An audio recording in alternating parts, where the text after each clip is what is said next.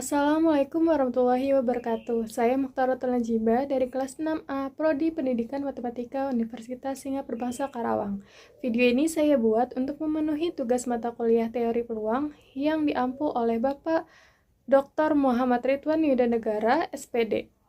Adapun pembahasan dalam video ini meliputi pembuktian dari beberapa definisi dan preposisi, serta contoh soal dan pembahasannya. Langsung saja kita masuk ke pembahasannya.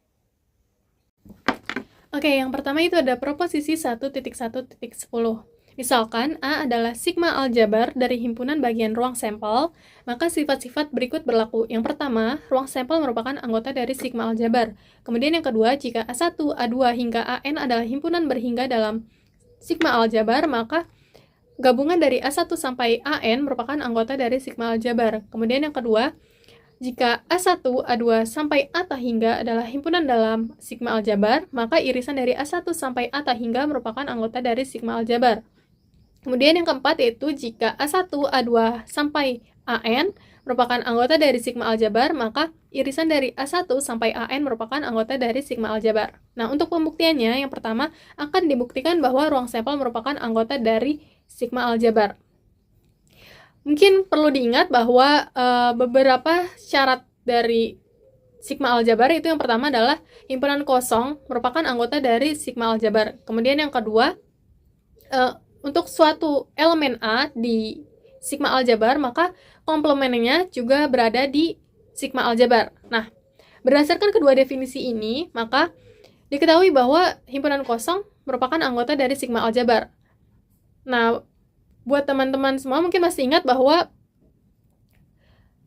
komplement dari himpunan kosong itu adalah himpunan semesta. Nah, dalam hal ini, komplement dari himpunan kosongnya itu adalah ruang sampel. Dengan demikian, maka ruang sampel juga merupakan anggota dari sigma aljabar, karena himpunan kosong ada di sigma aljabar, gitu. Selanjutnya yang kedua, jika A1, A2 sampai AN adalah himpunan berhingga dalam sigma aljabar, maka gabungan dari A1 sampai AN juga merupakan anggota dari sigma aljabar. Nah, kita ambil sebarang A1, A2, A3 sampai AN, anggota sigma aljabar. Kita gunakan definisi 3, yaitu untuk A1, A2, A3 sampai AN, kemudian AN plus 1, AN plus 2, AN plus 3 sampai dengan A hingga, anggota sigma aljabar berlaku gabungan A1 sampai A hingga itu adalah anggota sigma aljabar. Nah, kita misalkan AN1 plus AN1 sama dengan AN2 sama dengan A hingga itu merupakan himpunan kosong anggota sigma aljabar, maka kita dapat gunakan definisi 3 tadi, kita tuliskan ulang.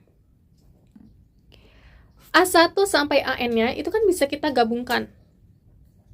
Jadi, gabungan A1 sampai dengan AN itu merupakan anggota dari sigma aljabar, gitu. Sehingga terbukti bahwa untuk A1, A2 sampai dengan AN adalah himpunan berhingga dalam sigma aljabar, maka gabungan A1 sampai AN juga merupakan anggota dari sigma aljabar.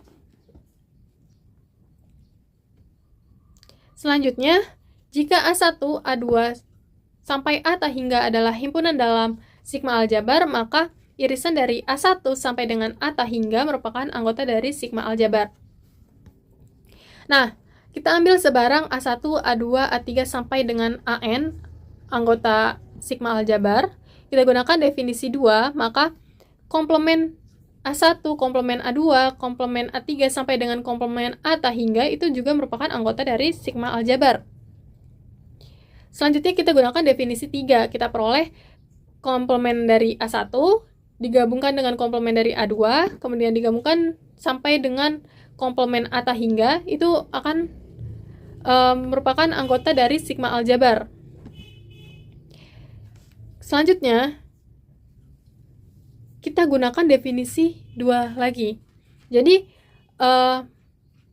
bentuk komplement dari gabungan komplement A1 sampai komplement A hingga itu pasti juga ada di himpunan sigma aljabar. Nah, perhatikan bahwa untuk komplement dari gabungan komplement A1 hingga komplement A hingga itu kan dapat kita tulis seperti ini. Jadi A1 komplement, gabung A2 komplement, gabung A3 komplement, gabung sampai dengan gabungan komplement A hingga, itu kita komplementkan, itu kan juga ada di himpunan sigma aljabar. Sehingga A1 irisan A2, irisan A3 sampai irisan A hingga juga merupakan anggota dari sigma aljabar. Ini berdasarkan hukum De Morgan. Atau dapat kita tulis dengan notasi seperti ini yang saya bulatkan warna hijau. Selanjutnya ada proposisi 1.10 yang bagian 4. Yaitu jika A1, A2 sampai dengan AN anggota sigma aljabar, maka irisan dari A1 sampai dengan AN merupakan anggota dari sigma aljabar. Dari pembuktian sebelumnya yang nomor 3 itu kan kita tahu bahwa irisan dari A1 sampai A hingga itu kan merupakan anggota dari sigma aljabar. Nah, selanjutnya kita gunakan cara yang serupa seperti pada pembuktian yang kedua tadi. Maka diperoleh gabungan A1 sampai irisan A1 sampai dengan A hingga merupakan anggota sigma aljabar atau sama dengan A1 iris A2, iris A3. Kemudian iris AN, irisan dengan AN plus 1, AN plus 2, sampai dengan beririsan dengan A hingga, itu kan merupakan anggota dari sigma aljabar. Nah, A1 irisan A2 sampai dengan AN-nya kita kelompokkan. Jadi, didapat bahwa ternyata irisan dari A1 sampai dengan AN juga merupakan anggota dari sigma aljabar. Sehingga ini terbukti. Selanjutnya adalah definisi 1.1.18. Pemetaan P yang mempunyai kondisi peluang A gabung B sama dengan peluang A ditambah peluang B untuk A dan B yang saling lepas, disebut aditif berhingga. Jadi kondisi ini hanya berlaku ketika A dan B-nya itu saling lepas. Nah, misalnya kan seperti ini. Kita melakukan pengundian dadu. Dadu itu ruang sampelnya ada 1, 2, 3, 4, 5, sama 6. Kemudian seandainya A-nya kita ambil 1, 3, dan 5. Kemudian B-nya kita ambil 2 sama 4. Nah, sekarang fokus ke sebelah kiri dulu, ruas sebelah kiri. Peluang dari A gabung B kan berarti peluang dari 1, 2, 3, 4, sama 5. Kenapa 6 nggak ada? Ya karena di antara A sama B nggak ada 6. Kemudian, untuk mencari nilai peluangnya itu kan berarti anggota dari yang tadi digabungkan dibagi dengan banyaknya anggota dari ruang sampel kan. Banyaknya anggota yang tadi digabungkan itu kan 5. Kemudian banyaknya anggota dari ruang sampel itu kan 6. Sehingga diperoleh peluangnya itu adalah 5/6. Kemudian sekarang kita ke ruas kanan. Peluang A ditambah peluang B. Berarti peluang A-nya itu kan 1, 3, sama 5. Nah, peluang dari 1, 3, dan 5 itu kan 3/6. Karena banyak anggotanya 3, kemudian dibagi sama banyaknya anggota ruang sampel. Berarti kan 3/6. Kemudian untuk peluang dari B, itu kan B-nya ada 2 sama 4. Nah, berarti banyaknya anggota B kan 2 dibagi sama banyaknya anggota di ruang sampel. Berarti dibagi 6, berarti 2/6. Nah, 3/6 ditambah dengan 2/6 itu sama dengan 5/6. Nah, kita bandingkan ruas kanan dan ruas kiri, ternyata sama. Maka, ini terbukti bahwa untuk peluang A gabung B sama dengan peluang A ditambah peluang B. Namun cara seperti ini seharusnya dihindari karena bisa saja ada kasus lain yang tidak memenuhi hal tersebut. Ini hanya sebagai contoh saja untuk mempermudah memahami bahwa ternyata peluang A gabung B itu sama dengan peluang A ditambah peluang B. Selanjutnya ada remark 1.2.2. Untuk A subset B atau A bagian dari B, maka peluang B kurang A sama dengan peluang B dikurang peluang A. Untuk A dan B anggota sigma aljabar, maka peluang A dikurang B sama dengan peluang B dikurang peluang A dan B. Nah, ini ada gambar. Ini A dan B-nya saling beririsan. Kemudian, untuk mencari B, itu kan sama dengan B dikurang A, kemudian digabungkan dengan irisan A dan B kan. Untuk B-nya ini, kalau kita lihat B-nya itu kan, dia ada irisannya sama yang B dikurang A. Nah, berarti peluang B itu sama dengan peluang B dikurang A, kemudian ditambah dengan peluang dari irisan A dan B. Sehingga kalau kita tukar posisinya, kita peroleh bahwa peluang dari B dikurang A itu sama dengan peluang B dikurang peluang A dan B, atau peluang irisan A dan B gitu. Selanjutnya ada proposisi 1.2.3. Nah, misalkan A1, A2 merupakan anggota sigma aljabar, maka berlaku peluang A1 gabung A2 sama dengan peluang A1 ditambah peluang A2 dikurang dengan peluang A1 dan A2.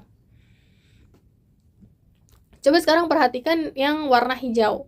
Itu A2 dikurang irisan A1 dan A2 kan. Maka, semisalnya kita gabungkan nih antara yang oranye dan yang hijau, A1 gabung A2. Itu sama saja seperti gabungan yang tadi, yang oranye hijau. Oranye itu kan A1, terus yang hijau itu kan A2 dikurang A1 irisan A2. Maka untuk peluang A1 gabung A2 itu sama dengan peluang A1 digabungkan dengan A1 dikurang A1 dan A2. Atau sama dengan peluang A1 ditambah dengan peluang A1 dikurang A1 dan A2. Jadi peluang A1 ditambah peluang A2 dikurangi dengan peluang A1 dan A2. Contoh soalnya, seorang siswa akan mengikuti ujian matematika. Ini kita anggap matematika ini misalnya A, dan IPA itu sebagai B. Diketahui bahwa peluang seorang lulus ujian matematika adalah 0,5 dan IPA adalah 0,4. Sedangkan peluang lulus keduanya adalah 0,2. Tentukan yang pertama adalah peluang paling sedikitnya siswa lulus satu mata pelajaran. Berarti dia bisa lulus matematika aja, bisa lulus IPA aja, atau bisa lulus keduanya, karena minimal satu mata pelajaran. Terus yang kedua, peluang siswa lulus matematika tetapi tidak lulus IPA. Nah, untuk menjawabnya, kita definisikan dulu. Peluang A-nya itu sama dengan 0,5, peluang B-nya sama dengan 0,4, kemudian peluang A dan B-nya adalah 0,2. Kemudian, paling sedikit siswa lulus satu mata pelajaran. Berarti kan peluang A gabung B sama dengan peluang A ditambah peluang B dikurang dengan peluang A dan B. Sama dengan 0,5 ditambah 0,4 dikurang 0,2 atau sama dengan 0,7. Selanjutnya, yang kedua yaitu siswa lulus matematika tetapi tidak lulus IPA. Berarti kan peluang A dikurang B. Peluang A dikurang B itu sama dengan peluang A dikurang peluang A dan B. Karena ini saling beririsan antara yang lulus IPA sama lulus matematika. Maka sama dengan peluang A itu 0,5 dan peluang A dan B itu 0,2. Maka 0,5 dikurang 0,2 adalah 0,3. Selanjutnya ada proposisi 1.3.1 atau ukuran peluang. Jika P ukuran peluang, maka terdapat dua syarat yang berlaku, yaitu yang pertama peluangnya itu lebih dari sama dengan 0, kemudian yang kedua jumlah peluang tiap anggotanya itu adalah 1. Untuk membuktikan yang pertama, peluang A, kita ketahui untuk mencari peluang itu kan banyaknya anggota A dibagi dengan banyaknya anggota ruang sampel. Nah, di sini misalnya ruang sampelnya itu terdiri dari omega 1, omega 2, hingga omega N. Kita ketahui bahwa peluang A ini lebih dari sama dengan 0. Kenapa? Karena gini, banyaknya anggota A itu kan pasti jumlahnya positif. Kemudian banyaknya anggota ruang sampel juga pasti jumlahnya positif. Ataupun kalau paling nggak 0. Sehingga peluang A-nya itu sudah pasti antara 0 atau nggak bilangan positif gitu, tidak mungkin negatif. Maka peluang A lebih dari sama dengan 0. Nah, oleh karena itu peluang J, di mana J ini terdiri dari omega 1, omega 2 hingga N itu juga lebih dari sama dengan 0.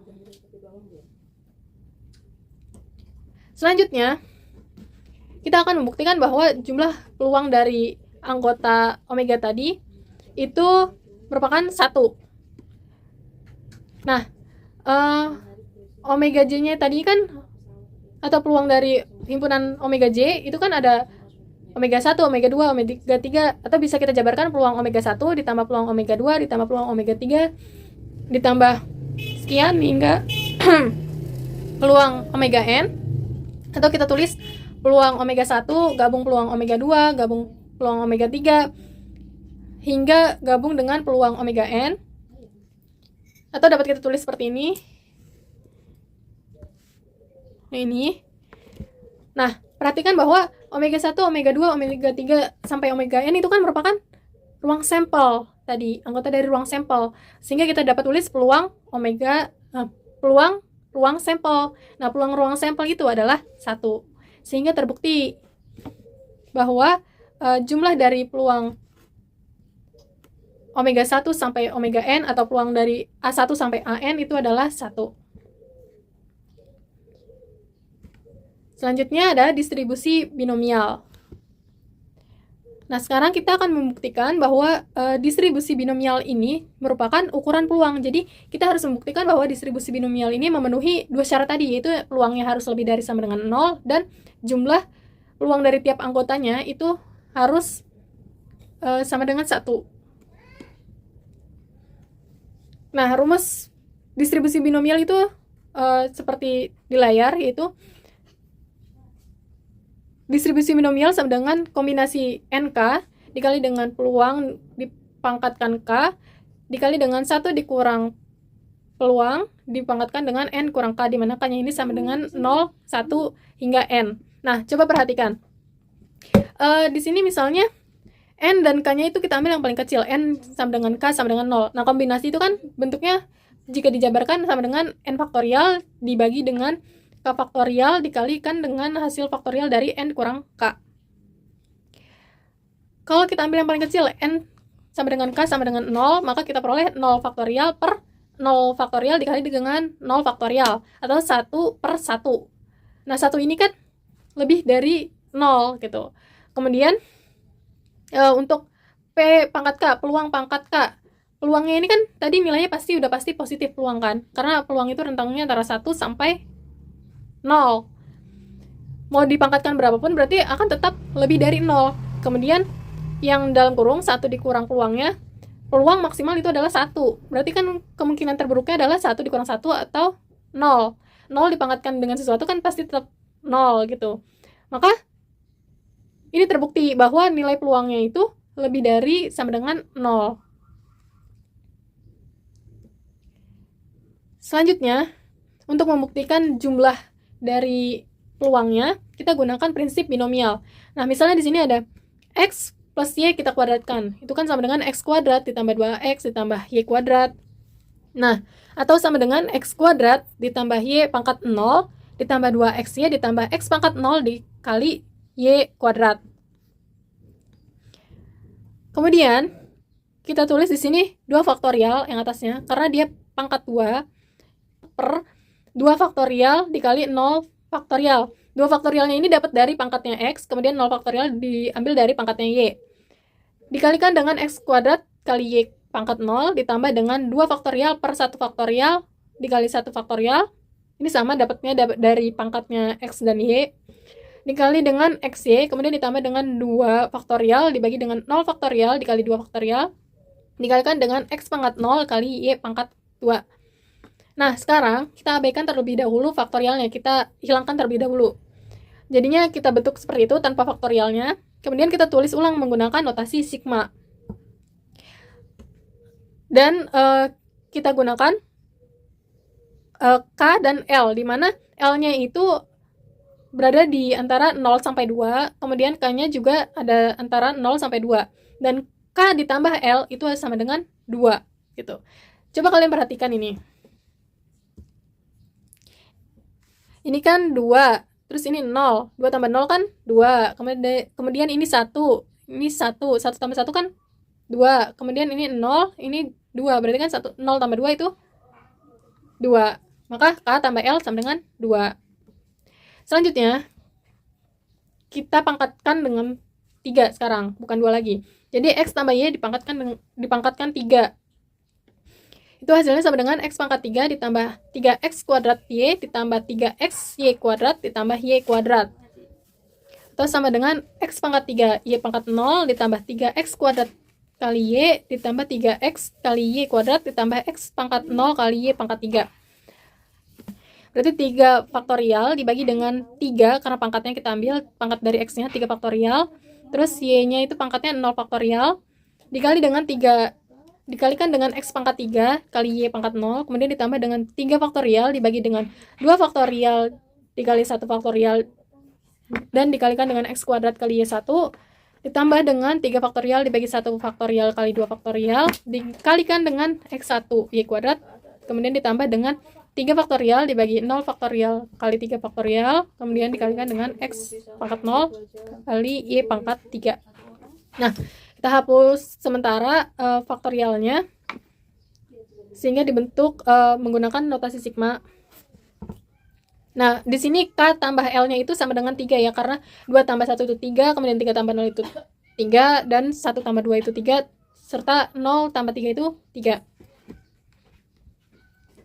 Sekarang kita kita generalisasi dari kedua persamaan tadi. Jadi X tambah Y dipangkatkan dengan N, itu jika dibentuk notasi sigmanya adalah seperti ini. N, terus di dalam kurungnya itu ada K sama L, dikalikan dengan X pangkat K, dikali dengan Y pangkat L, ya. Kemudian, kalau kalian perhatikan di sini, L-nya ini merupakan N dikurang K. Kenapa? Coba di atas tadi, misalnya di sini. 3 kan N-nya, terus K-nya 2, L-nya 1 yang dibulatin hijau dan oranye ini. Berarti kan L itu si 1 ini kan hasil dari 3 dikurang 2 atau N dikurang K. Nah, bentuk ini merupakan bentuk kombinasi. Selanjutnya, seandainya X-nya ini adalah P dan Y-nya ini adalah 1 dikurang P, maka P ditambah 1 dikurang P kemudian dipangkatkan dengan N, itu adalah notasi sigmanya yang tadi di atas ini. Tapi ini bentuk yang N terus di bawahnya K sama L-nya udah diubah jadi bentuk kombinasi.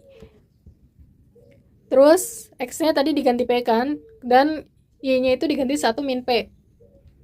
Nah, P dikurang P ditambah 1 itu kan sama dengan 1. Berarti 1 pangkat N. 1 pangkat N kan udah pasti 1, karena 1 dipangkatkan dengan berapapun itu hasilnya 1. Sehingga 1 merupakan hasil atau jumlah dari kombinasi NK dikalikan dengan P pangkat K dikalikan dengan 1 dikurang P pangkat N min K. Sehingga terbukti bahwa jumlah dari distribusi binomial itu adalah 1. Maka distribusi binomial ini merupakan ukuran peluang. Selanjutnya di sini ada contoh soal. Tentukan peluang 2 dari 500 orang memiliki tanggal lahir 23 Januari. Di sini paling sedikit 2. Maaf, itu ada kekeliruan. Nah, karena diminta 2 orang paling sedikit, kita gunakan 1 dikurang sigma 1. Kenapa sigma 1? Karena kan minimal 2 orang. Berarti kan yang 1 orang nggak diikuti nih. Kalau misalnya cuma ada 1 orang dari 500 orang, berarti itu nggak dipakai. Jadi makanya 1 dikurang peluang yang kalau cuma 1 orang. Nah, dari proses tersebut nanti diperoleh bahwa 1 dikurang 364 per 365. Oh ya, ini. Di sini kenapa P-nya itu 1 per 365? Karena tanggal 23 Januari itu hanya terjadi 1 kali dalam 1 tahun. Berarti kan 1 per 365. Kita ambil tahun, bukan tahun kabisat ya. Kita ambil tahun biasa aja. Kemudian 1 dikurang P berarti kan 1 dikurang 1 per 365. Berarti kan 364 per 365 gitu. Jadi itu alasannya kenapa pakai 1 per 365 sama 364 per 365. Nah, nanti itu diperoleh 1 dikurang dalam kurung 364 per 365 pangkat N ditambah N per 365 dikalikan dengan 364 per 365 pangkat N min 1. Nah, N-nya kita masukin, kita substitusi. N itu 500, berarti 1 dikurang 364 per 365 pangkat 500 ditambah 500 per 365 kali 364 per 365 pangkat 500 kurang 1. Itu nanti ketemu hasilnya itu sekitar 0,378. Selanjutnya ada distribusi Poisson. Untuk setiap ukuran peluang unik, nilai distribusi Poissonnya dapat dirumuskan menjadi seperti ini. Jadi lambda pangkat K dibagi dengan K faktorial dikalikan dengan E pangkat negatif lambda. Oke, untuk sekarang kita buktikan juga apakah distribusi Poisson ini juga merupakan termasuk ukuran peluang. Dengan dua syarat tadi, yaitu peluangnya harus lebih dari sama dengan 0 dan jumlah dari distribusi Poisson ini harus sama dengan 1. Nah, di sini lambda itu diperoleh dari N dikali dengan P, di mana N-nya ini berada di selang antara 0 sampai 1 dan P-nya pun demikian. Maka sudah pasti nilai lambdanya itu lebih dari sama dengan 0. Nah, selanjutnya untuk K faktorial ini udah pasti hasilnya juga lebih dari sama dengan 1. Kenapa? Karena tadi kita gunakan misalnya paling kecil 0 faktorial itu aja 1 hasilnya. Berarti K faktorial lebih dari sama dengan 1 kan. Terus kalau misalnya kita bagi antara lambda pangkat K dibagi dengan K faktorial, maka hasilnya sudah pasti lebih dari sama dengan 0. Karena tadi lambdanya masih ada kemungkinan 0 nilainya gitu. Jadi 0 per 1 sama dengan 0 kan. Maka lambda pangkat K dibagi dengan K faktorial itu hasilnya lebih dari sama dengan 0. Selanjutnya untuk untuk E pangkat negatif lambda itu kan E itu nilainya 2,718 sekian gitu. Nah, kalau misalnya pangkat negatif itu kan bukan berarti nilainya jadi negatif, tapi jadi 1 per E pangkat lambda kan. Nah, 1 per E pangkat lambda untuk lambda berapapun itu pasti hasilnya lebih dari sama dengan 0. Kenapa gini? Kalau misalnya lambdanya itu 1, itu kan pasti hasilnya juga 0, sekian. Kalikan dengan hasil yang sebelumnya dikali N dikali lambda pangkat K dibagi K faktorial, itu kan misalnya 0, kan hasilnya jadi 0 gitu. Jadi keseluruhan ini itu paling enggak minimal banget 0 atau lebih dari itu. Sehingga terbukti bahwa nilai peluang dari distribusi Poisson itu adalah lebih dari sama dengan 0. Sekarang kita hitung untuk jumlah peluang di distribusi Poisson. Misalkan kita mau menjumlahkan dari K sama dengan 0 sampai kata hingga dari distribusi Poisson ini. Nah, rumusnya kan tadi lambda pangkat K dibagi dengan K faktorial dikalikan dengan E pangkat negatif lambda. Kita gunakan prinsip Deret-Maclaurin. Deret-Maclaurin itu berbunyi E pangkat X sama dengan X pangkat K, jumlah X pangkat K per K faktorial untuk K 0 sampai dengan tak hingga. Nah, kemudian kita misalkan kalau misalnya X-nya itu adalah lambda, maka E pangkat lambda sama dengan jumlah dari lambda pangkat K per K faktorial untuk K sama dengan 0 sampai dengan tak hingga. Sehingga kita peroleh bahwa 1 per E pangkat lambda dikali dengan E pangkat lambda. Atau hasilnya adalah 1. Sehingga terbukti bahwa distribusi Poisson itu merupakan ukuran peluang. Nah, untuk contoh soalnya, kita menggunakan kasus yang serupa seperti tadi, yaitu tanggal lahir. Tentukan peluang terdapat paling sedikit 2 orang dari 500 siswa lahir di tanggal 23 Januari. Parameter yang digunakan adalah N per 365. Kita memasukkan rumusnya, kita tulis, yaitu sigma dari lambda pangkat K per K faktorial dikalikan dengan E pangkat negatif lambda. Nah, ini sistemnya sama seperti tadi, karena minimal atau paling sedikit 2 orang, berarti yang 1 orang ini nggak dianggap kalau 1 orang doang. Jadinya 1 dikurang sama peluang dari kalau misalnya 1 orang doang yang lahir di tanggal 23 Januari gitu. Jadi nanti diperoleh 1 dikurang 1 plus N per 365 dikali dengan E pangkat N per 365. Kemudian kita substitusikan nilai N-nya itu sama dengan 500, maka nanti akan diperoleh nilainya itu sebesar 0,602.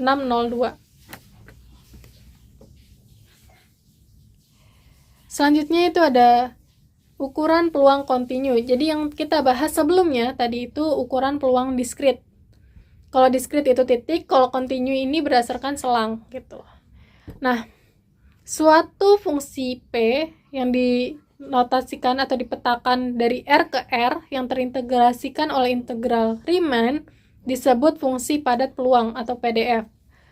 Jika memenuhi nilai peluangnya itu lebih dari sama dengan 0 dan nilai integralnya dari fungsi Px-nya itu sama dengan 1. Jadi bedanya kalau yang tadi itu yang ukuran peluang diskrit itu menggunakan sigma, kalau kontinu menggunakan integral. Selanjutnya untuk definisi 1.5.4, misalkan P suatu PDF diberikan suatu interval berhingga dari A hingga B, maka peluang terjadinya A didefinisikan sebagai integral A ke B dari fungsi Px dx. Selanjutnya ada proposisi 1.5.9, itu sifat ukuran peluang.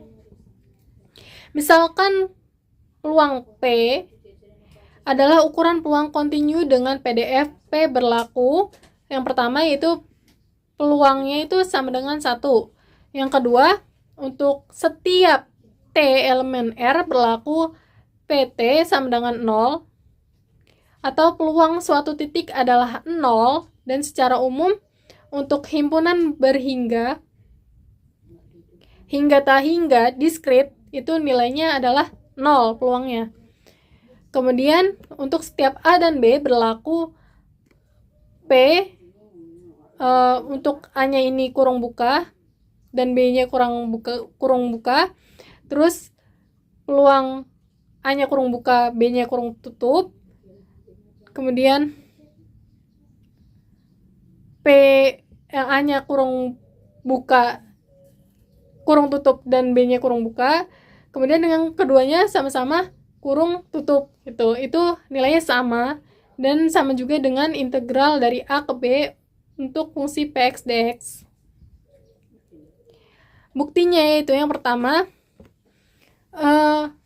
kita tahu bahwa himpunan real itu berada di antara himpunan tak hingga negatif sampai tak hingga positif. Nah, nilai dari peluangnya itu berarti kan dari tak hingga, integral dari tak hingga sampai tak hingga negatif sampai tak hingga positif. Nilainya itu sama dengan 1.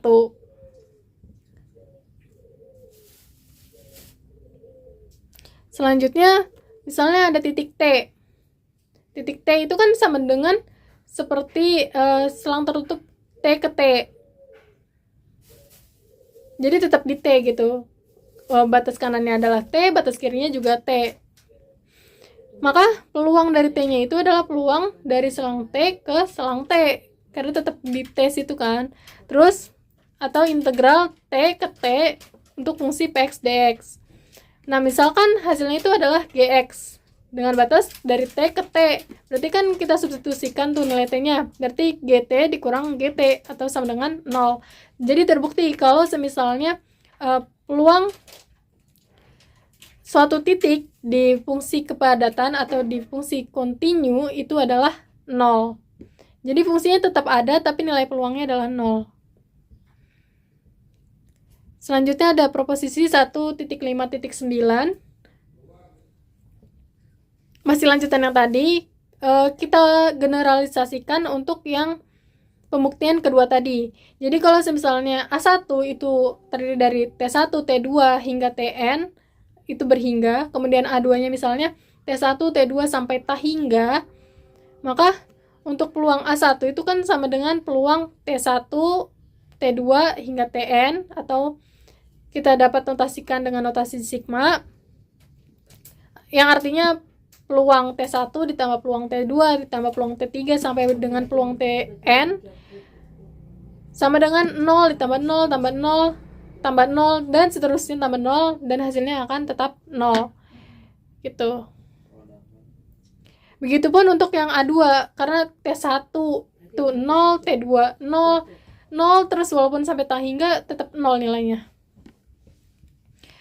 Selanjutnya yang ketiga itu akan dibuktikan bahwa peluang untuk salah satunya kurung buka nih misalnya. A-nya ikut dihitung, B-nya enggak, akan sama nilainya dengan kalau misalnya dua-duanya enggak dihitung A sama B-nya atau dua-duanya dihitung. Jadi batasnya A sama B-nya tidak mempengaruhi gitu. Kita gunakan definisi bahwa peluang A selang tertutup A dan B sama dengan integral A ke B untuk fungsi Px dx. Nah, kita pandang bahwa untuk selang dari A sampai dengan ke B di mana A-nya ini terbuka di A, tertutup di A, jadi A-nya dihitung, itu sama dengan selang tertutup dari A ke B dikurang sama B kan. Jadi misalnya dari A nih sampai B, terus A-nya dihitung tapi B-nya nggak diikutin. Berarti kan sama aja selang tertutup dari A ke B, tapi dikurang sama si B-nya, B yang nggak diajak ini kan. Maka, tapi dengan catatan B-nya ini merupakan anggota dari selang tertutupnya tadi ya, bukan B yang berbeda. Maka terbukti bahwa ternyata untuk walaupun selangnya berbeda, itu hasilnya akan tetap sama, yaitu tetap peluangnya bernilai integral dari A ke B untuk fungsi Px dx.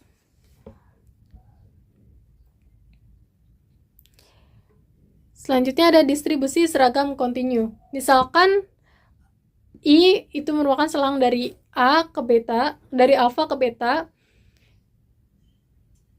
dan merupakan suatu interval berhingga di himpunan real, maka fungsi P dipetakan dari R ke R didefinisikan sebagai 1 per B dikurang alfa apabila X-nya merupakan anggota dari alfa sampai beta dan nilainya 0 apabila X-nya bukan anggota dari alfa sampai beta.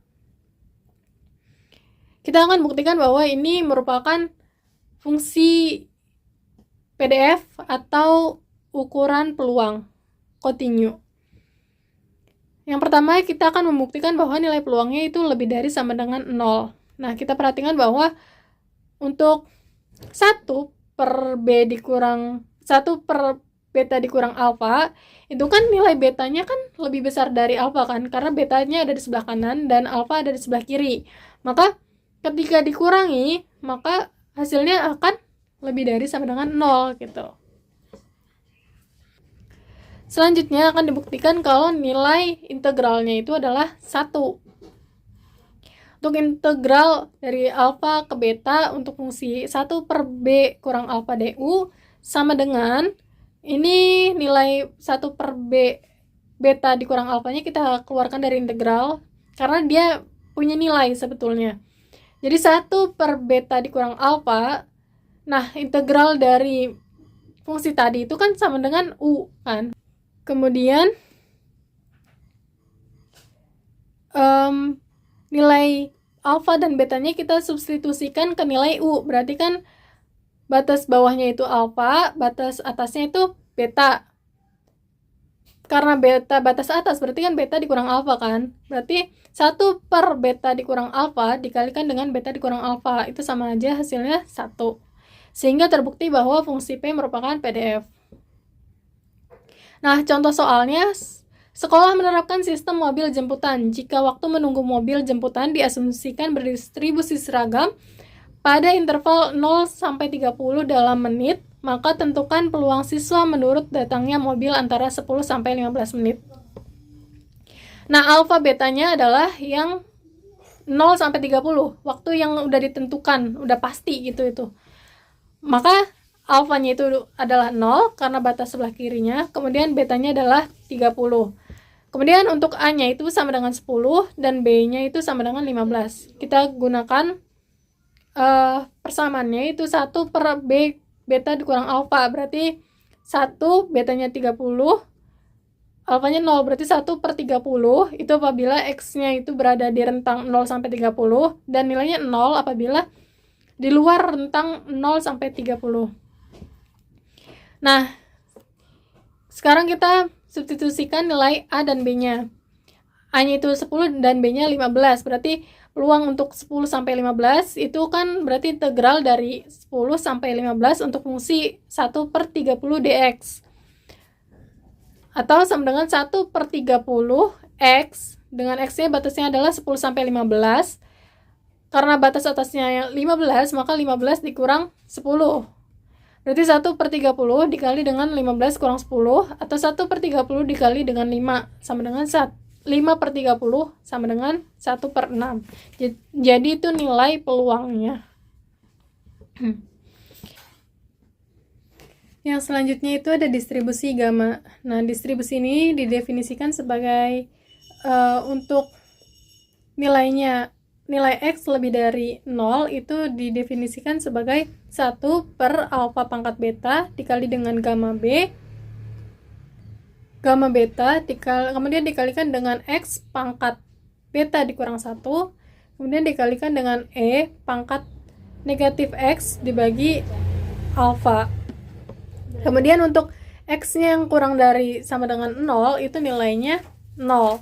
Nah, dari definisi tersebut terlihat bahwa untuk nilai peluang A sampai B itu nilainya lebih dari sama dengan 0, karena untuk X yang kurang dari sama dengan 0 aja itu nilainya 0, didefinisikan sebagai 0. Ini nih.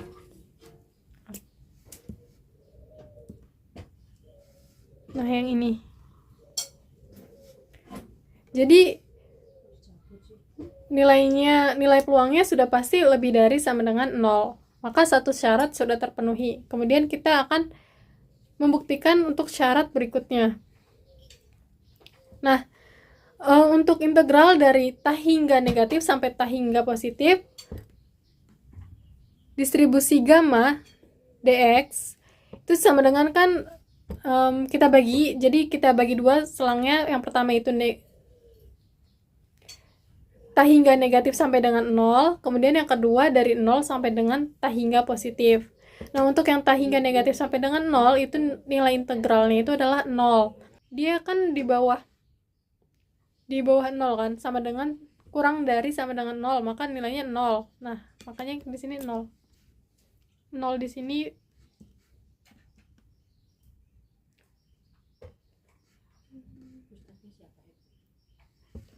di sini itu didapat dari 0 ini ya, yang tadi digarisin oranye. Nah, terus yang ini dari 0 sampai dengan tah hingga positif, kita gunakan fungsi yang satunya, itu 1 per alfa pangkat beta dan seterusnya. Selanjutnya, kita misalkan untuk U sama dengan X per alfa, maka DU per DX sama dengan 1 per alfa. Alfa DU sama dengan DX. Jadi diperoleh 1 per gamma beta dikalikan dengan integral 0 sampai dengan tah hingga dari fungsi 1 per alfa pangkat beta dikali X pangkat beta dikurang 1 dikali dengan E pangkat negatif X per alfa dx itu sama dengan 1 per gamma beta dikali dengan integral 0 sampai dengan tah hingga dari fungsi 1 per alfa pangkat 0 dikali X pangkat beta negatif dikurang 1 dikalikan dengan E pangkat negatif U dikali alfa DU. Jadi perubahannya di situ. Sama dengan 1 per gamma beta dikalikan dengan 0 sampai dengan tah hingga, integral 0 sampai dengan tah hingga dari fungsi alfa per alfa pangkat beta dikalikan dengan beta min 1 dikalikan dengan E pangkat negatif U DU. Nah, di sini ini kan ada alfa per alfa pangkat beta. Itu kita ubah menjadi 1 per alfa pangkat beta min 1. Ini penjelasannya ada di kotak yang sebelah kiri. Nanti hasil akhirnya kita peroleh 1 per gamma beta dikalikan dengan integral 0 sampai dengan t hingga untuk fungsi x per a dipangkatkan dengan beta dikurang 1 dikalikan dengan e pangkat negatif u du. Selanjutnya yang ini kita ubah lagi ke u yang tadi, yang sesuai di atas ini. Nah, u sama dengan x per alfa. Berarti x per alfa ini diubah jadi u, maka 1 per gamma beta dikalikan dengan integral dari 0 sampai dengan t hingga untuk fungsi u pangkat beta dikurang 1 dikalikan dengan e pangkat negatif u du. Nah, fungsi ini, fungsi integral dari 0 sampai dengan t hingga u pangkat b dikurang 1 dikalikan dengan e pangkat negatif u du itu merupakan bentuk gamma, sehingga diperoleh 1 per gamma beta dikalikan dengan gamma beta atau sama dengan 1, sehingga terbukti bahwa distribusi gamma ini merupakan ukuran peluang kontinu atau PDF. Selanjutnya ada distribusi beta.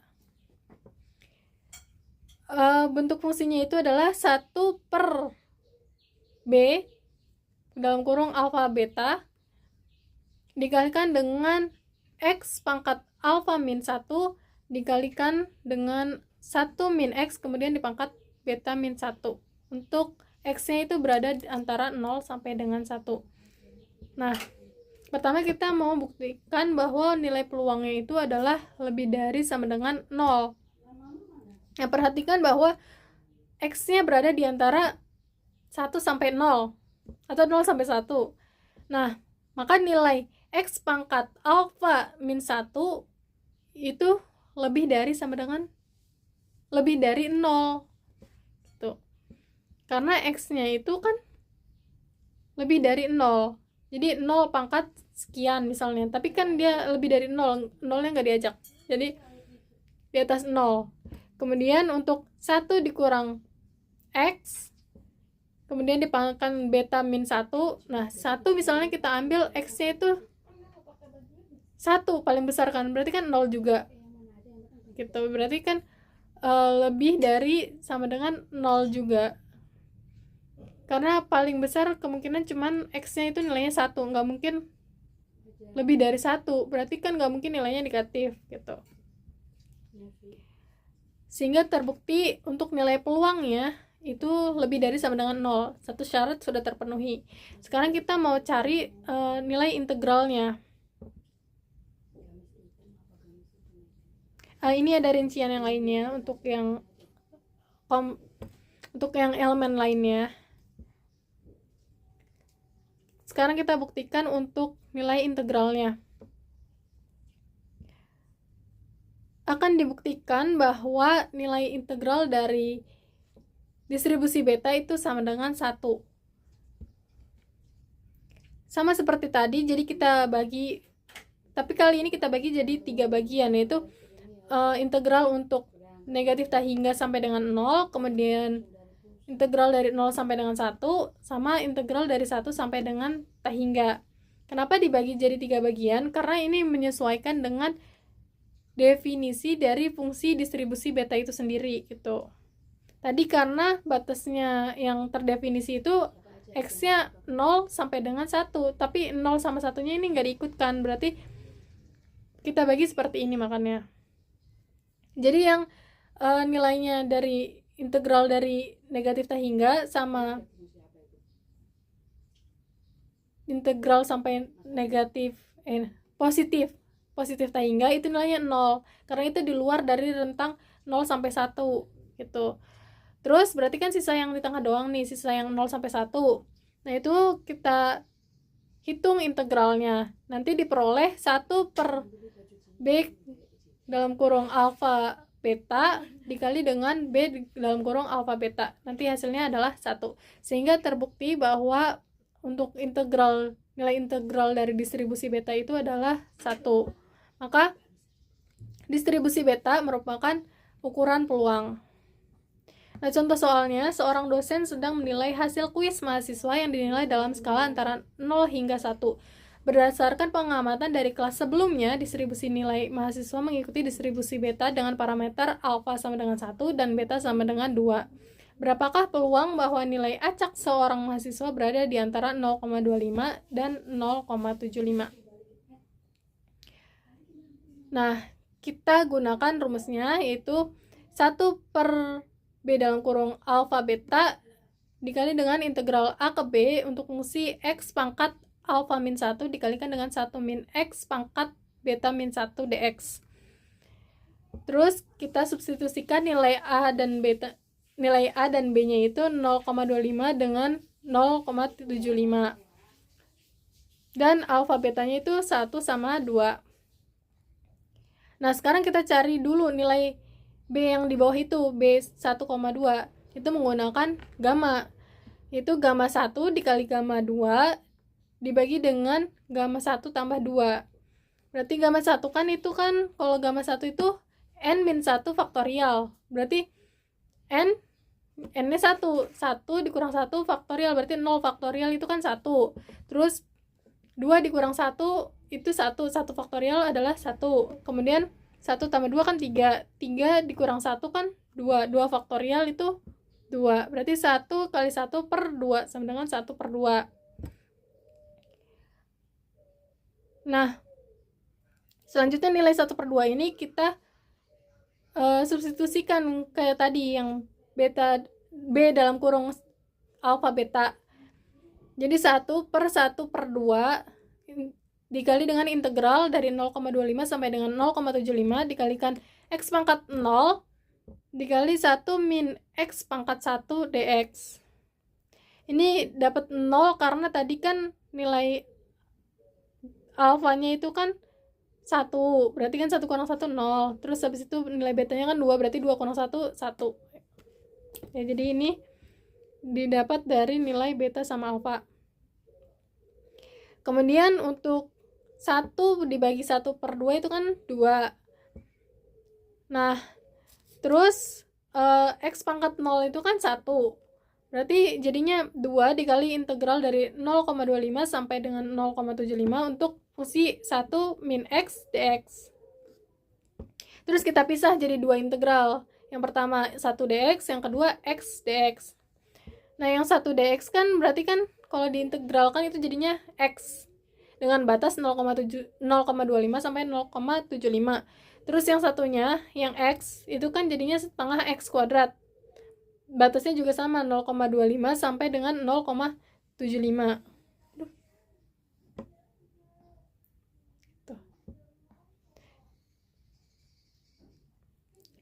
Terus habis itu nanti disubstitusikan nilainya sampai hasil akhirnya ketemu itu 2 dikali 0,5 dikurang 8 per 32. Terus sampai ketemu hasilnya itu adalah setengah.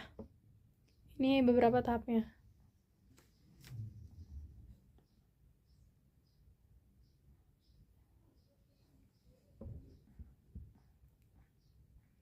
Selanjutnya ada distribusi Cauchy. Fungsinya itu adalah Px sama dengan 1 per Pi dikali dengan 1 per 1 tambah X kuadrat, dimana X-nya ini merupakan elemen dari bilangan real. Nah, kita akan buktikan bahwa nilai peluangnya itu lebih dari sama dengan 0. Nah, coba di sini, ini kan 1 per Pi. Pi kan nilainya 3,14 dan sekian seterusnya. Berarti kan itu kalau misalnya 1 dibagi 3, sekian, hasilnya pasti 0, sekian gitu kan. Terus habis itu 1 per 1 tambah X kuadrat. Nah, X kuadratnya elemen real nih. Tapi karena dikuadratkan, berarti kalaupun X-nya nilainya negatif, kalau dikuadratkan kan jadinya positif. Nah, maka hasilnya sudah pasti lebih dari sama dengan 0 nilai peluangnya gitu. Jadi satu syarat sudah terpenuhi. Kemudian syarat yang kedua, kita akan mau cari nilai integralnya harus sama dengan 1. Nah, kita gunakan persamaannya, jadi 1 per pi dikalikan dengan integral negatif ta hingga sampai ta hingga untuk fungsi 1 per 1 tambah x kuadrat dx. 1 per 1 tambah x kuadrat itu kalau diintegral dari fungsi trigonometri itu diubah jadi tan min 1, tan pangkat min 1, atau arctan, arcustan. Nah, jadinya 1 per pi dikalikan dengan limit x mendekati ta hingga untuk arcustan x. Arcustan x itu nilainya adalah pi per 2. Maka 1 per pi dikalikan dengan pi per 2 dikurang dengan negatif pi per 2. Sama dengan 1 per pi dikalikan dengan 2 pi per 2.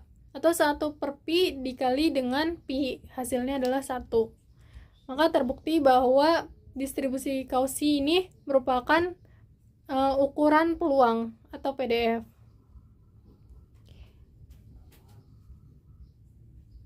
Nah, sekarang kita generalisasi menjadi sebuah persamaan umum, yaitu untuk nilai distribusi Cauchy sama dengan 1 per pi dikali dengan integral a ke b untuk fungsi 1 per 1 tambah x kuadrat dx sama dengan 1 per pi dikali dengan arcustan b dikurang arcustan a.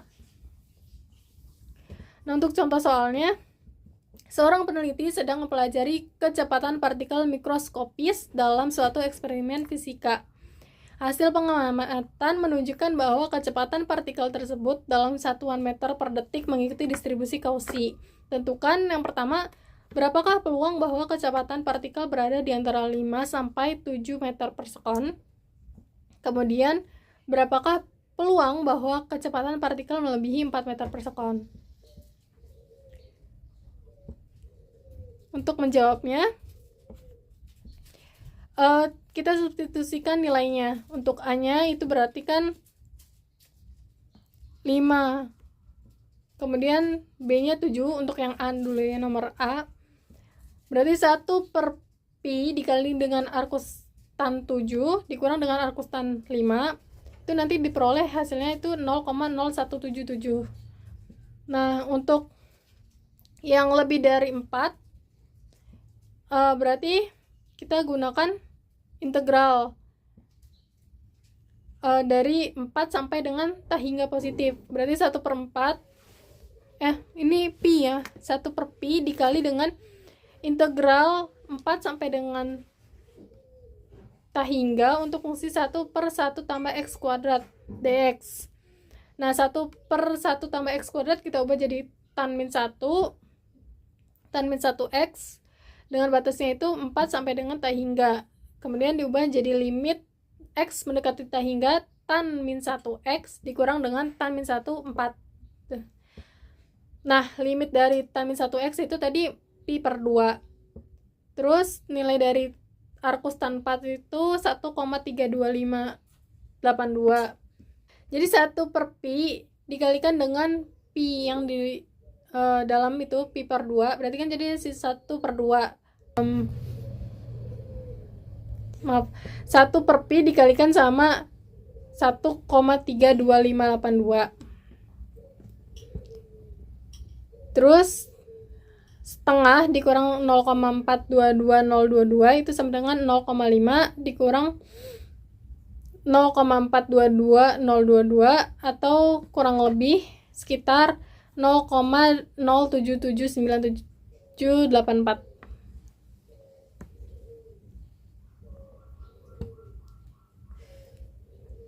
Selanjutnya ada peluang bersyarat.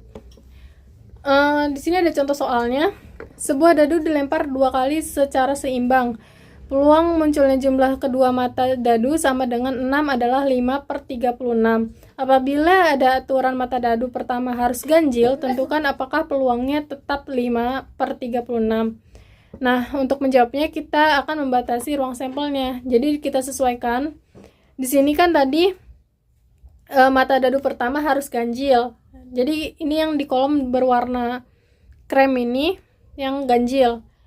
Itu kan kalau dihitung ada 1, 2, 3, 4, ada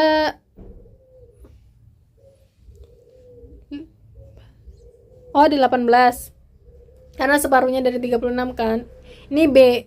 Yang jadi B-nya. B-nya kan kita anggap B-nya itu adalah mata dadu pertama harus ganjil. Kemudian untuk yang A-nya itu muncul mata dadu berjumlah 6. Mata dadu berjumlah 6 kan ada 1 sama 5, terus habis itu 2 sama 4, 3 sama 3, terus 4 sama 2 sama 5 sama 1. Berarti kan ada 5. Maka peluangnya itu untuk munculnya mata dadu berjumlah 6 itu adalah 5/36. Karena ruang sampelnya itu ada 36. Terus untuk irisannya, irisan antara munculnya mata dadu berjumlah 6 sama mata dadu pertama harus ganjil, ini antara yang krem sama yang di blok tebal itu yang sama, yang kedua-duanya memenuhi. Berarti ada 1,5 sama 3,3 sama 5,1, ada 3 tuh berarti. Nah, banyaknya berarti kan 3. Maka peluang dari A bersyarat B itu sama dengan banyaknya A irisan B itu 3 dibagi dengan banyaknya anggota B itu ada 18, berarti 3/18 atau kita perkecil menjadi 1/6. Yang selanjutnya adalah ekspektasi dan variance. Ini ada contoh yang pertama itu untuk ekspektasi dan variance diskrit. Pak Andi memiliki bengkel reparasi sepeda motor. Setiap hari ia menerima jumlah sepeda motor yang datang untuk diperbaiki, yang kita modelkan sebagai variabel acak X dengan nilai 0, 1, 2, dan 3. Dan distribusi PX sama dengan X, di mana bernilai 0,1 untuk X sama dengan 0, 0,3 untuk X sama dengan 1, 0,4 untuk X sama dengan 2, dan 0,2 untuk X sama dengan 3. Nah, berapa rata-rata atau ekspektasi jumlah sepeda motor yang masuk bengkel setiap hari? Kemudian yang kedua, berapa varians jumlah sepeda motor dalam sehari yang menggambarkan seberapa bervariasi kedatangan sepeda motor tersebut dibandingkan dengan rata-ratanya.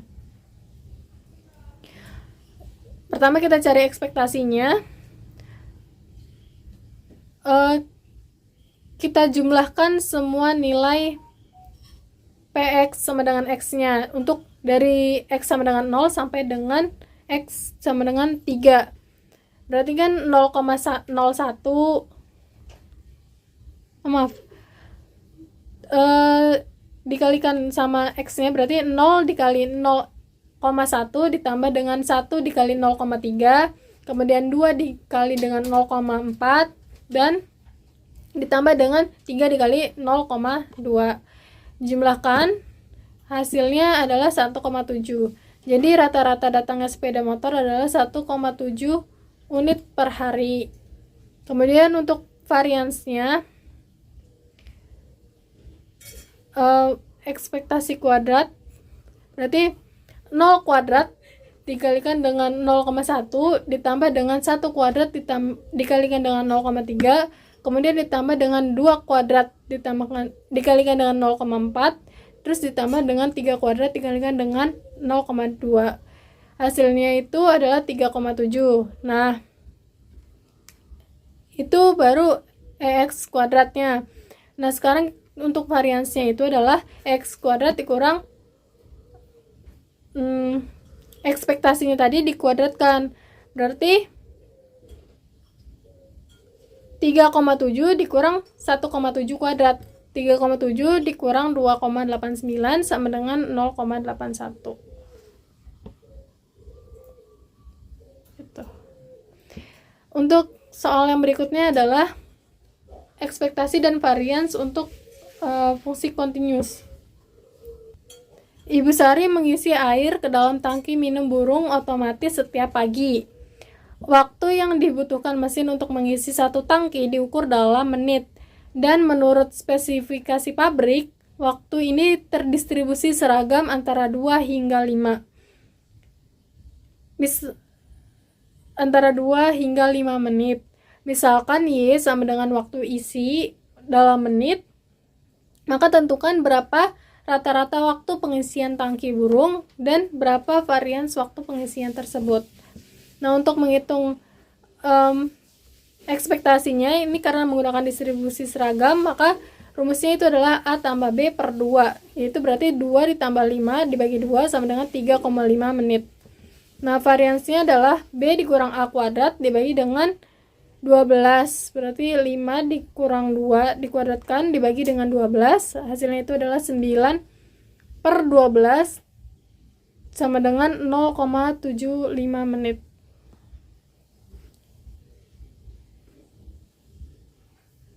Baik, itu saja mungkin yang dapat saya sampaikan. Mohon maaf atas segala kekurangan dan kesalahan mungkin dalam penyebutannya. Semoga apa yang saya sampaikan dapat bermanfaat. Sekian, terima kasih.